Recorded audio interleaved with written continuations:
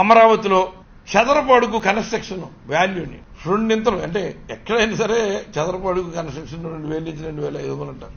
ఇవాళ అక్కడ 18,600 పైచిలకు అంచనాలు పెంచేసి వేల కోట్లు దోచేసుకోవడానికి ప్రయత్నమే తప్ప ఇవాళ విశాఖపట్నంలో గజం 1,50,000 లక్ష నుంచి 1,50,000 చేసే ప్రాంతంలో భూముల్ని హాస్యాస్పదంగా ఎకరం 99 పైసలకి, ఎకరం ₹1 అన్యాక్రాంతం చేస్తూ ఉంటే ఎక్కడ ఈ మీడియా మాఫియా దాని గురించి ఎక్కడన్నా ప్రశ్నించినట్టుగా ఎక్కడన్నా ఏ పేపర్లో చూసామా?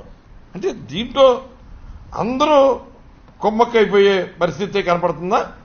ఇంత ఇవాళ ఎంత భగవంతుణ్ణి రాజకీయాలకి ఎంత దుర్మార్గంగా ఉపయోగించుకునే ప్రయత్నం చేస్తున్నారంటే సాక్షాత్తు కోట్లాది మంది హిందూ భక్తుల యొక్క ఆరాధ్య దైవం, కలియుగ శ్రీ మహావిష్ణుగా, కలియుగ వైకుంఠంగా భావించే తిరుమల క్షేత్రంలో శ్రీ వెంకటేశ్వర స్వామిని కూడా వీళ్ళ స్వార్థానికి వాడుకుని ఆ బురద వైఎస్ఆర్ కాంగ్రెస్ పార్టీ మీద వేసేద్దామని ఒక దుర్మార్గమైన ప్రయత్నం చేశారు.